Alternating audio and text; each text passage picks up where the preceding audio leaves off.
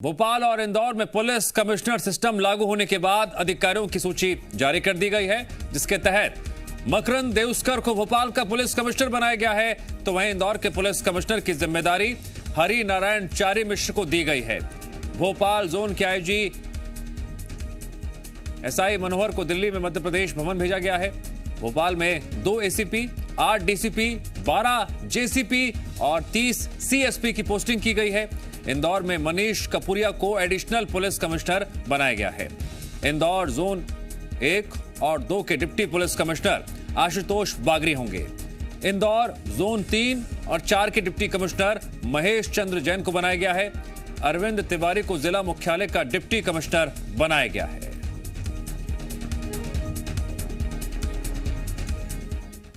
भोपाल में कैसा होगा कमिश्नर सिस्टम, जान लीजिए सिलसिलेवार तरीके से।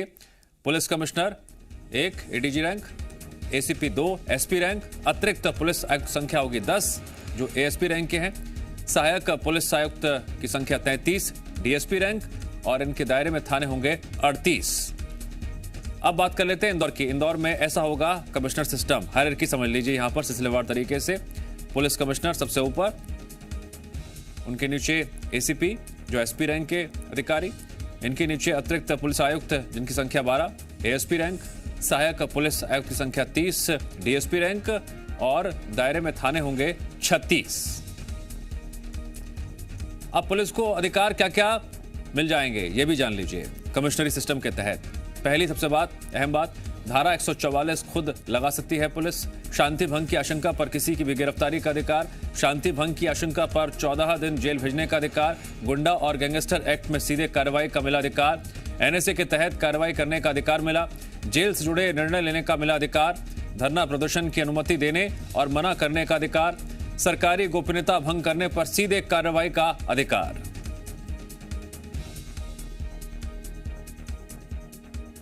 मध्य प्रदेश में कमिश्नर प्रणाली लागू हो गई है। अब अधिकारियों की तैनाती की जानी है, लेकिन इसे लेकर अभी से सियासत भी शुरू हो गई।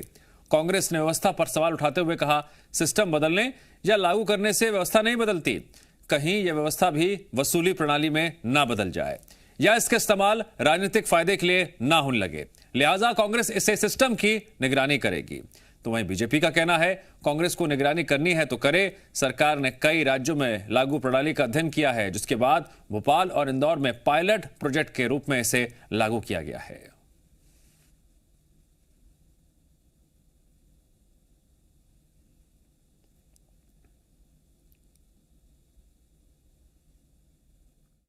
जो पुलिस प्रशासन की आदत मध्य प्रदेश के अंदर बनी हुई है, वो लगातार एक माफिया के अंतर्गत जब आप पद को पाते हैं और कहीं ना कहीं पैसे देके, तो उसकी जो वसूली की बात बनी हुई है, इसके ऊपर निगरानी की जरूरत है। और कांग्रेस पार्टी पूरी तरीके से निगरानी करेगी कि कहीं नॉर्मल तरीके से पॉलिटिकल इच्छा शक्ति के लिए सिस्टम ना चले, ये लोगों के भले के लिए चले। एक सिस्टम जो देश में कई प्रदेशों में लागू हुआ है। मैं जब गृह मंत्री था तब भी माननीय मुख्यमंत्री जी ने घोषणा की थी, लेकिन किन्हीं कारणों से वो लागू नहीं हो पाया था। मैं उस समय कई उन शहरों में गया था जहाँ कमिश्नरी सिस्टम है, उसका अध्ययन भी किया था और ऐसा लगा था कि ये शायद उपयोगी सिद्ध हो सकता है कानूनी व्यवस्था बनाए रखने में। इसलिए प्रयोग के तौर पर भोपाल और इंदौर शहर में ये लागू किया है और इसका इंतजार करना चाहिए कि ये सिस्टम सफल हो और हम लोगों को बेहतर कानून व्यवस्था दे पाएं। पंचायत चुनाव को लेकर सुप्रीम कोर्ट में कल सुनवाई की जाएगी। दरअसल चुनाव में परिसीमन और आरक्षण को लेकर सैयद जाफर और जया ठाकुर ने रिट पिटीशन दायर की थी, जिसे कोर्ट ने सुनवाई के लिए स्वीकार कर लिया है और अब कल कोर्ट में इस मामले में सुनवाई होगी। कल हाईकोर्ट ने चुनाव प्रक्रिया पर रोक लगाने से इनकार कर दिया था। हालांकि उस फैसले से पहले ही 7 तारीख को सुप्रीम कोर्ट में याचिका दायर कर दी गई थी। सैयद जाफर का कहना है, याचिका में सरकार के तुगलकी फरमान को चुनौती दी गई है और कोर्ट से रोटेशन के आधार पर चुनाव कराने की मांग की गई है, जिस पर कल सुनवाई होगी। मध्य प्रदेश में पंचायत चुनाव को लेकर तैयारियां तेज हो गई हैं। राज्य निर्वाचन आयोग ने कलेक्टर और एसपी की बैठक बुलाई है। वीडियो कॉन्फ्रेंसिंग के जरिए होने वाली इस मीटिंग में राज्य निर्वाचन आयुक्त बीपी सिंह, कलेक्टर और एसपी समेत कई वरिष्ठ अधिकारियों के साथ चुनावी तैयारियों पर चर्चा करेंगे। बैठक में जिला स्तर पर नामांकन पत्र लेने से लेकर मतदान केंद्र, मतदाता सूची, सुरक्षा व्यवस्था, मतदान सामग्री और कोरोना संक्रमण से बचाव के बारे में चर्चा की जाएगी। उधर मतदान से जुड़े अधिकारियों को आज ट्रेनिंग दी जाएगी। राज्य स्तरीय मास्टर ट्रेनर्स, उप जिला निर्वाचन अधिकारी, रिटर्निंग अधिकारी, सहायक रिटर्निंग अधिकारी, जिला स्तरीय मास्टर ट्रेनर, नोडल अधिकारी और निर्वाचन अधीक्षक को ट्रेनिंग देंगे। इस दौरान मतदान सामग्री के वितरण और वापसी, पीठासीन और मतदान अधिकारियों की भूमिका, मतदान दिवस की व्यवस्था और मतगणना प्रक्रिया, निर्वाचन परिणाम की घोषणा के बारे में जानकारी दी जाएगी। पंचायत चुनाव से जुड़ी आपको बड़ी बातें भी बता देते हैं। राज्य निर्वाचन आयोग के अधिकारियों के साथ मीटिंग, आयुक्त, कलेक्टर, एसपी समेत कई अधिकारी शामिल। बैठक में जिला स्तरीय तैयारियों की समीक्षा, मतदान केंद्रों, वोटर लिस्ट, सुरक्षा व्यवस्था पर चर्चा, मतदान से जुड़े अधिकारियों का ट्रेनिंग प्रोग्राम, उप जिला निर्वाचन अधिकारी, जिला स्तरीय ट्रेनर्स शामिल, रिटर्निंग अधिकारी, नोडल अधिकारी का भी प्रशिक्षण, मतदान सामग्री, अधिकारियों की भूमिका पर चर्चा, परिसीमन और आरक्षण को लेकर सुप्रीम कोर्ट में याचिका दायर की गई है। सैयद जाफर और जया ठाकुर की ओर से रिट पिटीशन दायर की गई है। एमपी हाईकोर्ट ने चुनाव प्रक्रिया पर रोक से कर दिया था इनकार। सीएम शिवराज सिंह चौहान ने सागर का दौरा किया। हेलीकॉप्टर से उतरने के बाद सीएम सीधे बुंदेलखंड मेडिकल कॉलेज पहुंचे, जहां उन्होंने वार्डों का निरीक्षण किया और कोरोना को लेकर की गई तैयारियों की जानकारी ली। सीएम ने कहा, कोशिश है कोरोना की तीसरी लहर ना आए, उसके लिए वैक्सीनेशन किया जा रहा है। सीएम शिवराज ने स्मार्ट सिटी के तहत हो रहे कामों को भी देखा। ट्रैफिक व्यवस्था सुधारने के लिए बन रहे एलिवेटेड कॉरिडोर और सागर झील का निरीक्षण किया। उसके बाद 140 करोड़ से होने वाले 10 विकास कार्यों का भूमि पूजन किया। कार्यक्रम में सीएम ने हितग्राहियों को विभिन्न योजनाओं का प्रमाण पत्र वितरित किया। अपने संबोधन में सीएम ने कहा, सागर को आधुनिक रूप देने के लिए 1000 करोड़ से निर्माण कार्य होने हैं। सीएम ने केन बेतवा परियोजना को मंजूरी देने के लिए पीएम का धन्यवाद देते हुए कहा, इस परियोजना से 20 लाख एकड़ जमीन सिंचित होगी और 62 लाख लोगों को पीने का पानी मिलेगा। इस दौरान सीएम शिवराज ने कांग्रेस पर भी जमकर निशाना साधा। इसके लिए मंजूर हुए 44,605 करोड़ रुपया और इसमें हमारे मध्य प्रदेश में, अकेले अपने मध्य प्रदेश में 8,11,000 हेक्टेयर जमीन में सिंचाई होगी। 8,11,000 हेक्टेयर, 1 हेक्टेयर में 2.5 एकड़, 8 दूनी 16 और 4 मिला लो तो 20 लाख हेक्टेयर जमीन में सिंचाई होगी। अब कांग्रेस के लोगों को चुनाव से ही दिक्कत है। कोर्ट में जा रहे हैं, अदालत में जा रहे हैं, मत होने दो चुनाव, मत होने दो चुनाव। अब मैदान में लड़ते नहीं, अदालत में चले जाते हैं। अब इसके कारण चूंकि आचार संहिता लगी है, इसलिए कार्यक्रम शहरी है, लेकिन बुंदेलखंड के गांव में भी पाइपलाइन बिछा के, घर में टोंटी वाला नल लगा के और कैन और बेतवा का भी पानी ऐसा दिया जाएगा कि हैंडपंप में नहीं, टोंटी खोलोगे तो झरझर पानी आएगा।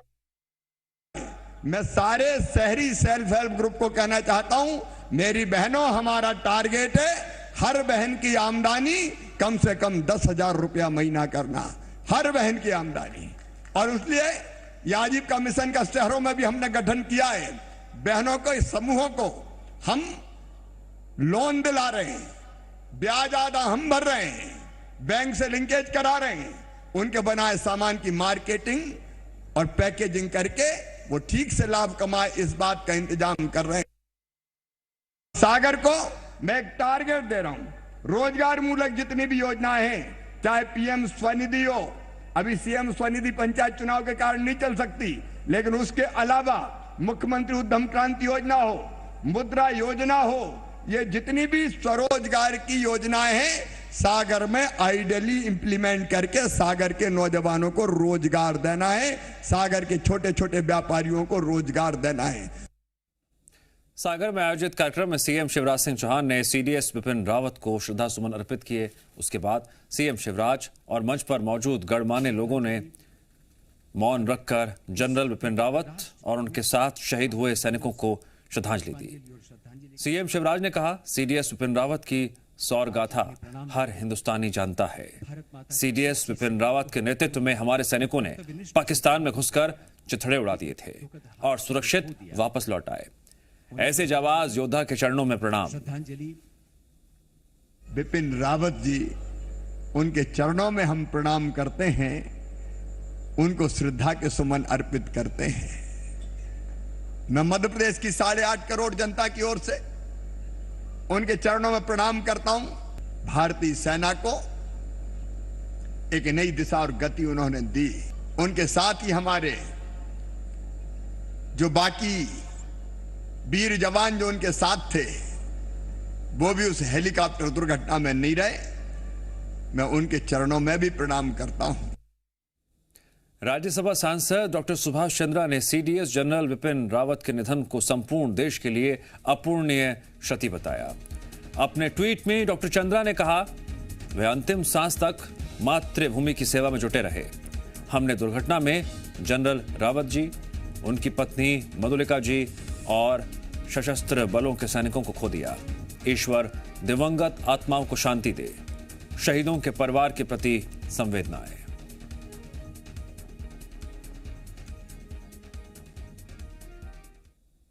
एमपी बीजेपी अध्यक्ष वीडी शर्मा ने मीडिया से बात करते हुए केन बेतवा लिंक परियोजना को मंजूरी देने के लिए पीएम मोदी का आभार जताया।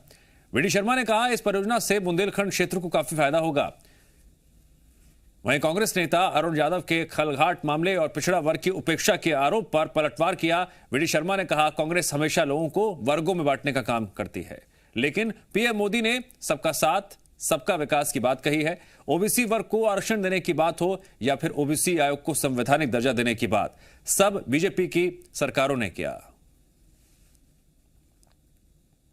आज के आधुनिक समय में नए पैरामीटर्स में पुलिस प्रणाली में और हम कैसे और अच्छा कर सकते हैं, तो कमिश्नर प्रणाली इसका एक बड़ा उदाहरण बनेगी और कानून व्यवस्था भी सशक्त बनेगी, ताकतवर बनेगी। और मैं ऐसा मानता हूं कि ये मध्य प्रदेश के अंदर एक जो प्रयोग हमारी सरकार ने किया है, अभी केवल 2 बड़े शहरों में किया, आगामी समय में मुझे लगता है कि ये और आगे चल करके इसका और लाभ हमको मिलेगा, तो बाकी जगह पर भी इसको लागू करने का प्रयास सरकार करेगी। जो गरीबों के जीवन बदलने का काम भारतीय जनता पार्टी की सरकार ने करनी है, उसका परिणाम यह है कि हम प्रचंड बहुमत के साथ समर्थन जनता भारतीय जनता पार्टी को दे रही है। तो इस ग्रामीण निकाय के चुनाव में भी जो इस लोकतंत्र को मजबूत करने वाला चुनाव है, उसमें भी भाजपा को समर्थन मिलने की संभावनाओं के कारण कांग्रेस इस चुनाव से भागना चाह रही है। लेकिन भारतीय जनता पार्टी का कार्यकर्ता प्रत्येक बूथ पर, प्रत्येक पंचायत में, प्रत्येक गांव में मुस्तैदी से खड़ा है और मुझे पूर्ण विश्वास है कि ऐतिहासिक बहुमत से इन चुनावों में भारतीय जनता पार्टी जीतेगी। उज्जैन में शिप्रा नदी के शुद्धिकरण के लिए 13 अखाड़ों के साधु संतों का धरना जारी है। आज प्रशासनिक अधिकारियों की बात करें तो इन्हें मनाने के लिए पहुंचे, लेकिन संतों ने धरना खत्म करने से इनकार कर दिया। संतों ने प्रशासनिक अधिकारियों को नदी के गंदे पानी की बोतल दिखाई और कहा, आश्वासन से काम नहीं चलेगा, आप लिखित में पत्र लाइए, उसके बाद धरना खत्म कर देंगे। इस प्रदर्शन में आपको भी हमारा साथ देना चाहिए। जल प्रदूषण बोर्ड ने शिप्रा नदी के पानी को डी ग्रेड में रखा है। इसका मतलब पानी ना तो पीने योग्य है और ना ही नहाने। ये हम सब के लिए बहुत पीड़ादायक विषय है कि संत भारत में रहते हुए और वो भी अवंतिका में बैठ करके माँ शिप्रा के रक्षण के लिए, उनके संरक्षण के लिए धरना दे रहे हैं। इससे ज़्यादा पीड़ादायक और क्या हो सकता है। शासन प्रशासन के अधिकारी आए थे, उन्होंने तो उनका वो कर्तव्य है, निवेदन करेंगे आप उठ जाओ, लेकिन संतों ने संकल्प लिया है, शिव संकल्पम अस्तु की भावना को लेकर के, जब तक माँ शिप्रा के विषय को लेकर के कोई लिखित बड़ा आश्वासन नहीं मिलेगा, तब तक हम यहाँ से नहीं उठने वाले। छिंदवाड़ा के पोल्ट्री फार्म में एक साथ 450 कड़कनाथ मुर्गों की मौत से हड़कंप मच गया है। पूरे मामले पर फार्म के अधिकारी संतुलित आहार न मिलने के चलते मुर्गों की मौत की बात कह रहे हैं। आशंका जताई जा रही है डायरिया फैलने के चलते इतने मुर्गों की एक साथ मौत हुई।